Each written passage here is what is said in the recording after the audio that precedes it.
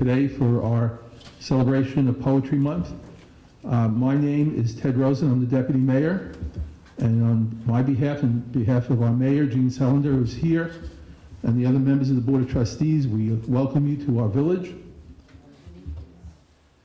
As we have stated in prior village poetry celebrations, the Village of Great Neck Plaza believes that we in the village should get involved in many things, including supporting the arts.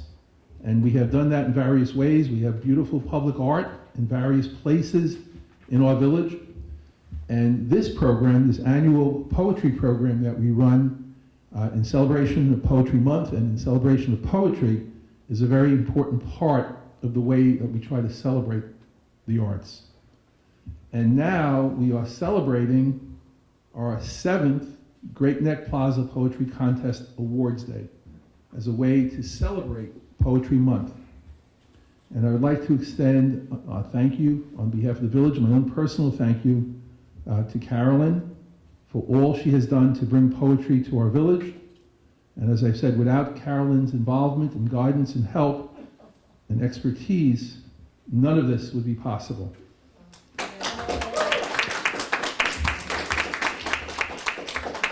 And now it is my pleasure to introduce the Honorable Gene Sellender, the Mayor of our village, for welcoming remarks.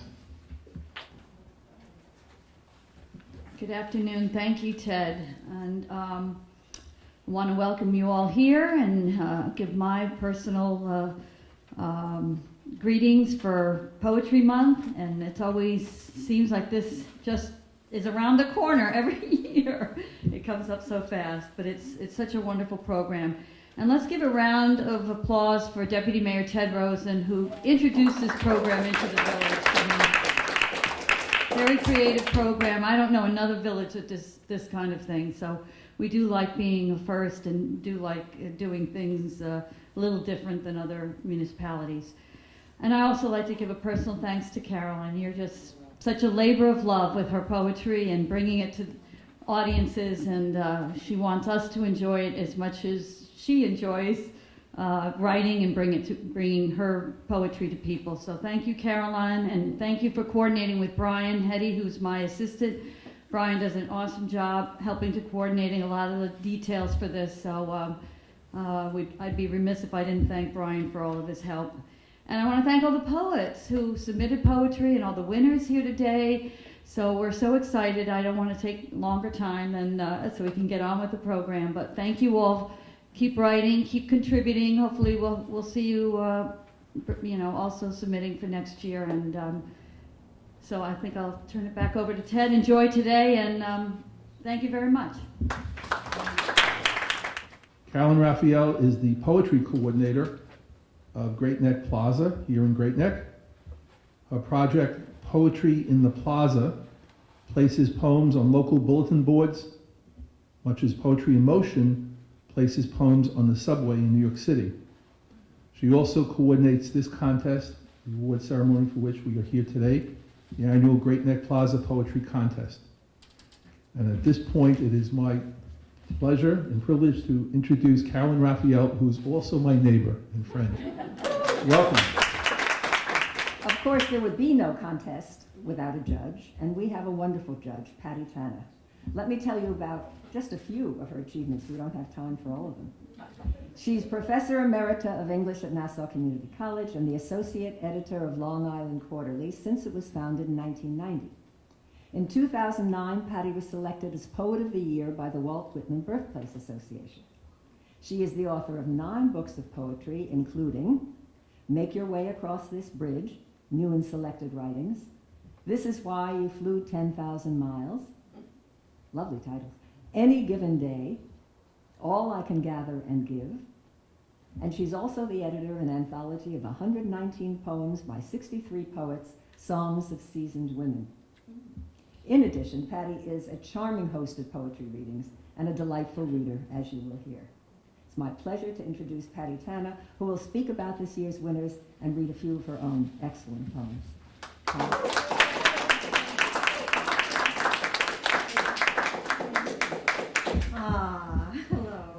I get to meet the people behind the poems, which is a great treat for me. Now, Caroline has asked me to explain why I chose these poems, and I think it's only fair to tell you what I went by. All of these poems that I chose are strong in these three ways. First, I could hear the voice of the poem. Beyond the poetic qualities, I could hear a person speaking. Maybe the voice is some aspect of the writer, or the writer is creating a character and throwing her voice, or some combination. But the voice sounds authentic and is expressing strong emotions that he or she makes me feel too. As Maxwell Wheat would say, how does a poem make you feel? See if you can resist the voice in Karen Schulte's Wild Berries in Sullivan County as she delights in the riot of sensation she feels while picking berries with an aunt who picked her. The poem made me taste the raspberries in my backyard as I grew up in Westchester County. Second, these poems tell a story, a whole story in a small space. And this story is part of a larger narrative, the human story. For we are the story-making animal. We all have a story, and knowing his story, her story, gives us the ability to shape the future. As poets, we shape stories about our own lives to understand our own story. We can turn it over in our hands. It is a gift we give ourselves of understanding that we can also give to others.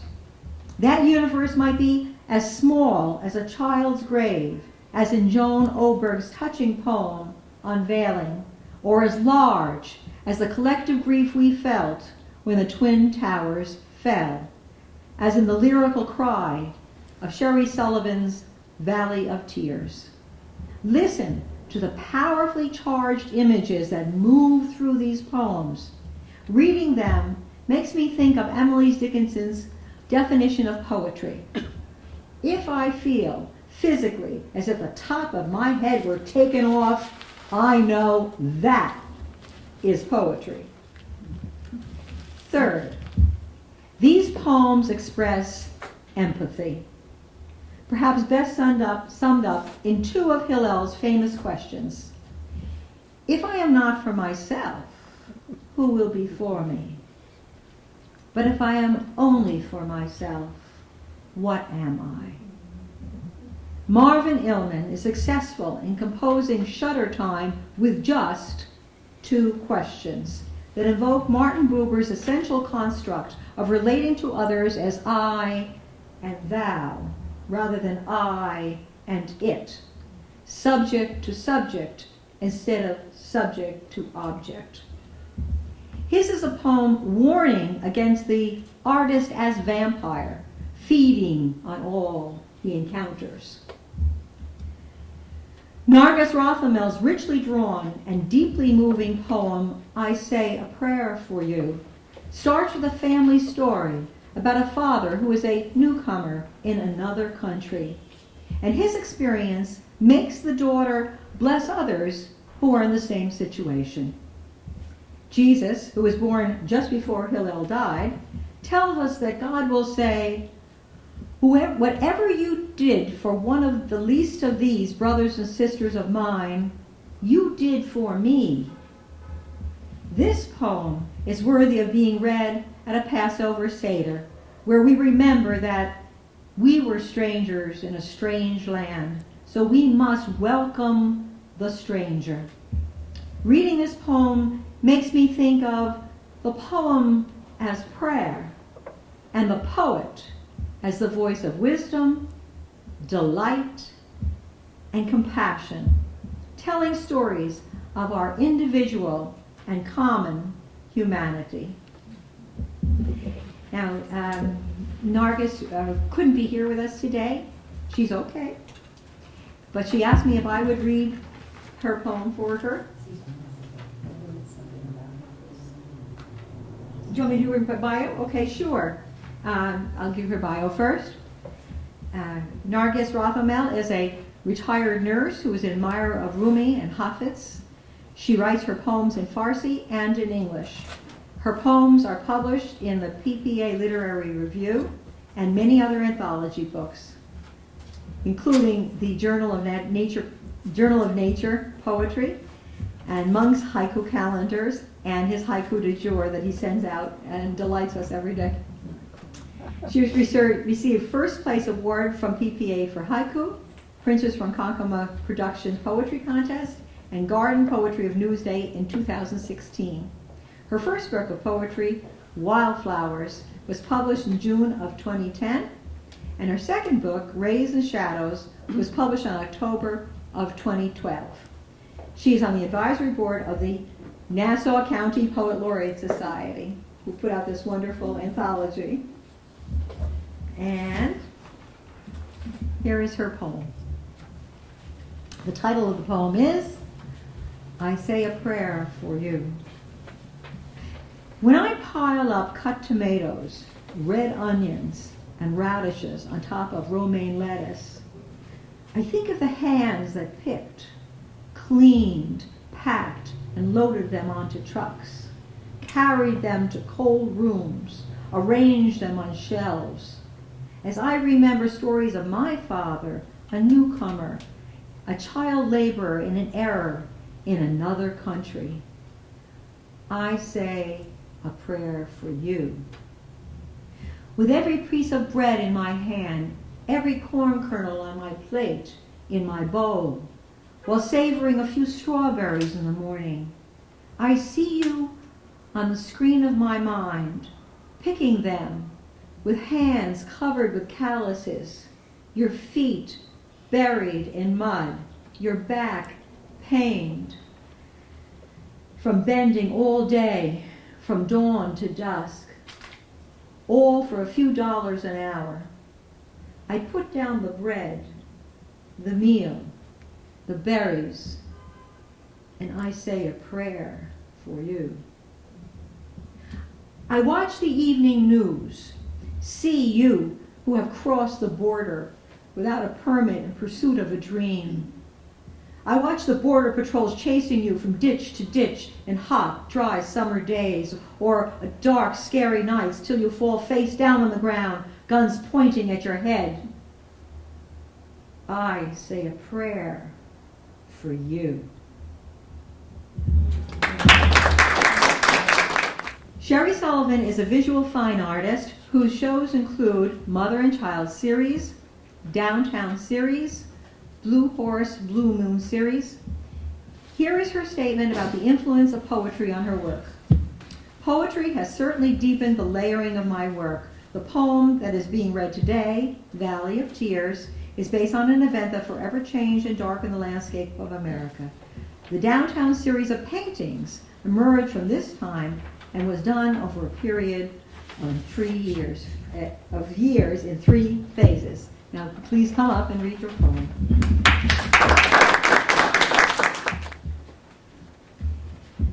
Valley of Tears. In the Valley of Tears, where heartbeats went missing and shadows of souls were left hugging the ground, in the Valley of Tears, unspeakable noises shattered the eardrums of a city brought down. We chanted their names to any God who would listen, but mercy was absent, so we hallowed the ground. In the Valley of Tears, every heartbeat stood silent, and we counted and vigiled and candled and found their wallets, their buttons, their shoelaces, combs, their rings, their bracelets, their ashes, their bones. How many people here got a shiver, right? You know that shudder, right? It feels that way. Thank you, Sherry. Our third prize winner is Karen Schulte, who is a retired social worker who began writing in grade school, and listen to this, managed to win a writing contest that paid her way through college. You got to tell me about that. And for the past 10 years has made it an integral part of her life. She has had her poetry published in a number of journals and anthologies such as The Avocet, Poetica Magazine, Long Island Quarterly, Bard's Annual, and Suffolk County Poetry Review, and the upcoming Patterson Review. She's an active member of Performance Poets of Long Island and has been represented in their PPA Literary Review. She has also won several prizes for her poetry, including the 2016 Mid-Island Wide Poetry Contest. She recently published her first collection of poetry, Where Desire Settles. Karen will read her winning poem, Wild Berries in Sullivan County, and a few others. Welcome.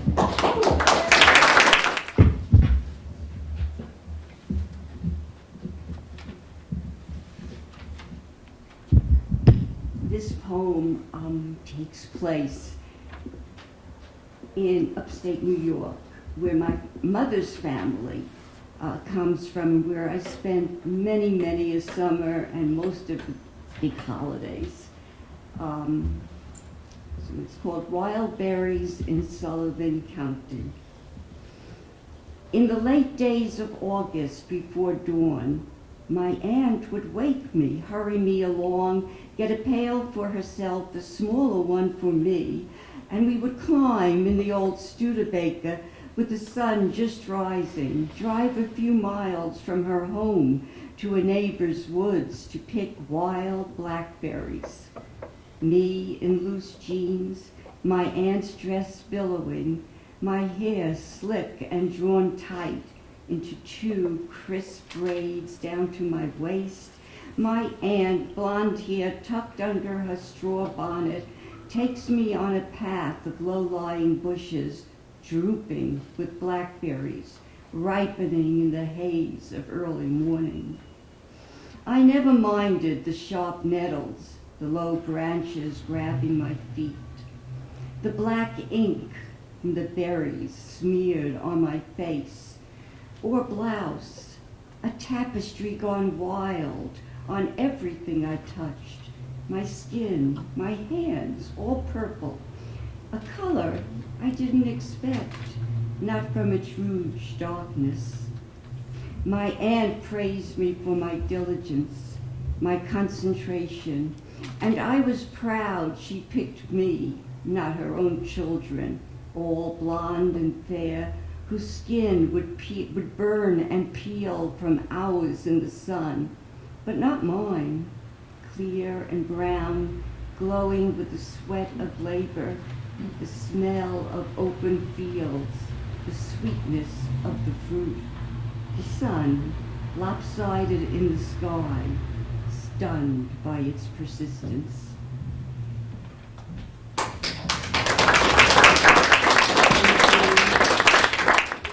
Our second prize winner is Joan Bulow-Oberg, who's been here many times before.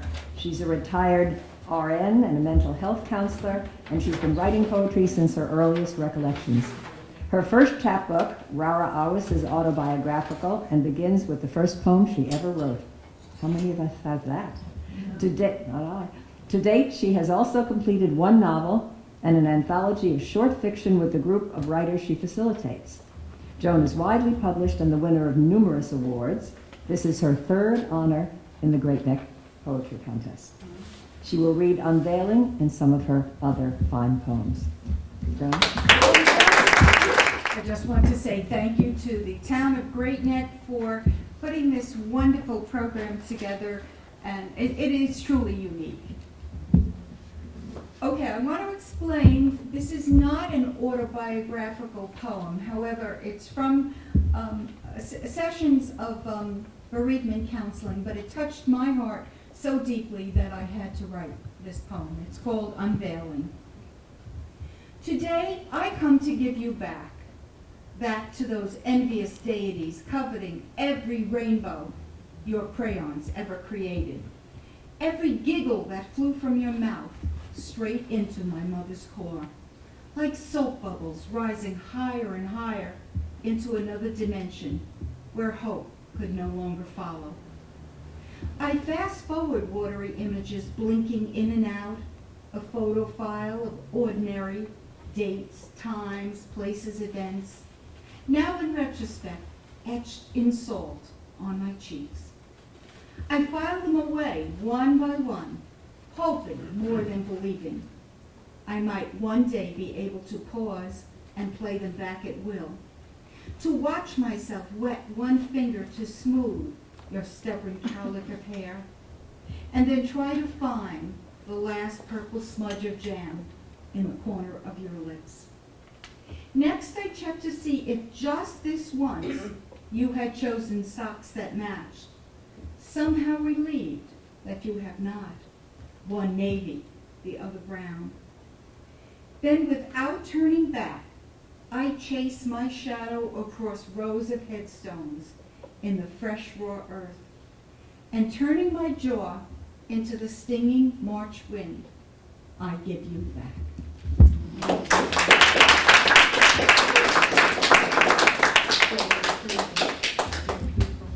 Those were wonderful. You know, it's part of the pleasure of listening to poetry read is hearing people who know how to read their poetry. And we're very fortunate to have people who not only know how to put the words on the page, but how to read it too. That's a gift. Thank you, Joe. And now to our first prize winner, Marvin Illman, who taught high school English for 50 years, most of the time at the High School of Music and Art, where we had to stop and cheer because that was my alma mater, and Performing Arts High School. That was our competition. Mr. Illman is the literature lecturer at the Center for Adult Life Enrichment in Hewlett. He has delivered many lectures at various venues on Long Island and in Manhattan. He is a produced playwright and a prize-winning poet and runs the writing workshops at Barnes & Noble in Coral Place and at the Center for Adult Life Enrichment. Marvin's winning poem is Shutter Time, and he'll favor us with that poem and, I hope, several others. Marvin Illman. Good afternoon. This is the photo which is the basis of the poem. So I'll leave it here if you want to take a look at it afterwards.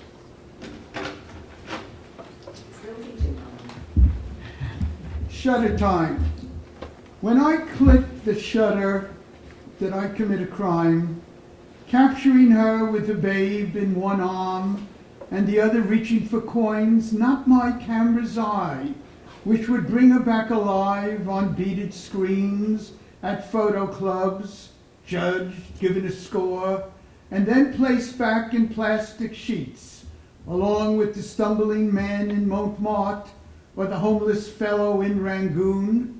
Is she merely an odd specimen, catalogued by a Fuji or Kodak number, to be applauded or rejected in darkened viewing rooms, and then accorded space in a bound cemetery of pages, stretching from cover to cover, while today she sits still in the streets, with the babe in the crook of her arm, and the other reaching for coins, behind the old town square?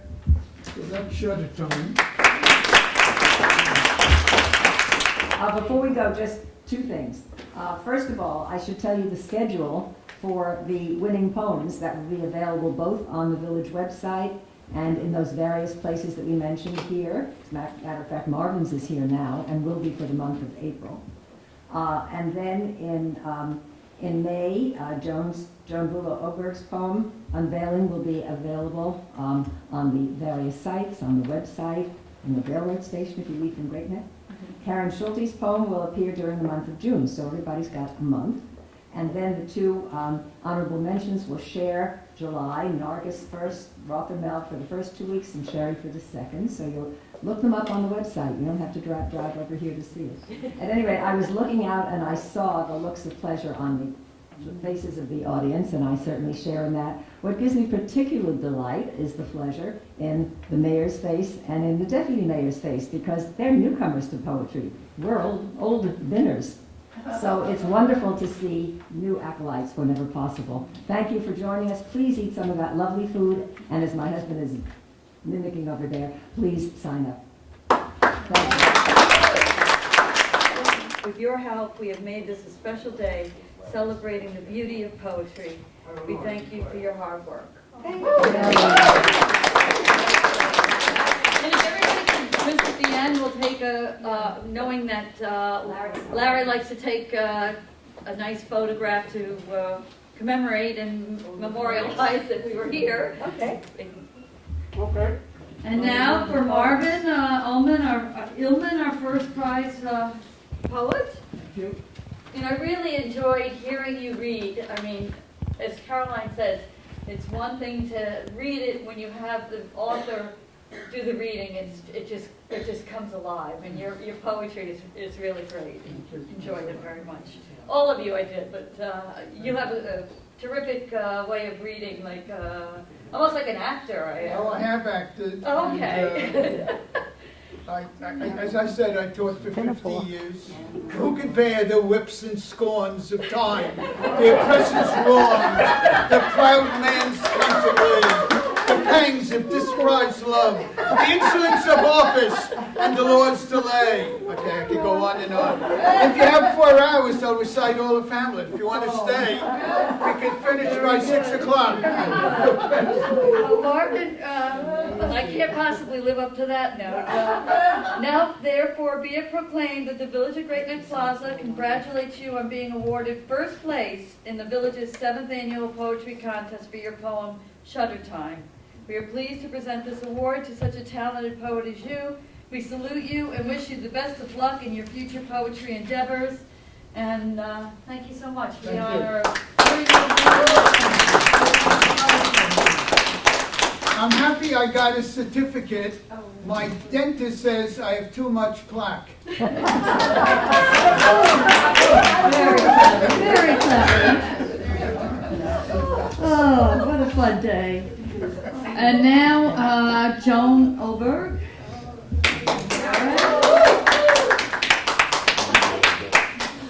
So nice to meet you again. So she has 3 poems that have won. I think you make you're our top poetry winner. Oh, that's wonderful. To Joan, now therefore be it proclaimed that the Village of Great Neck Plaza congratulates you on being awarded 2nd place in the Village 7th Annual Poetry Contest for your poem, Unveiling. We are pleased to present you with this award to such a talented poet as you. We salute you and wish you the very best of luck in future poetry endeavors. Thank you so much. You too. Very, very well. So wonderful to hear. Thank you for coming, for winning. And our 3rd prize winner, Karen Schultz.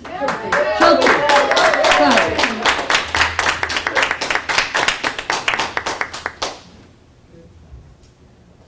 Whereas the Village of Great Neck Plaza wishes to pay tribute to Karen Schulte, now therefore be it proclaimed that the Village of Great Neck Plaza congratulates you on being awarded 3rd place in the village's 7th annual poetry contest for your poem, Wild Berries in Sullivan County. We are pleased to present this award to such a talented poet as you. We salute you and wish you the best of luck in your future poetry endeavors.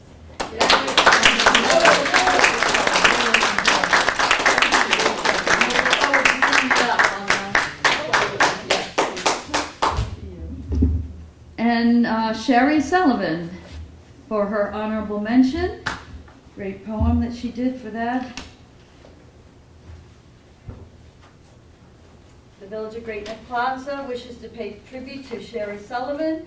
Now therefore be it proclaimed that the Village of Great Neck Plaza congratulates you on being honored honorable mention in the village's 7th annual poetry contest for Valley of Tears. We are pleased to present this award to such a talented poet as you, and we salute you and wish you the best of luck in your future poetry endeavors. Thank you.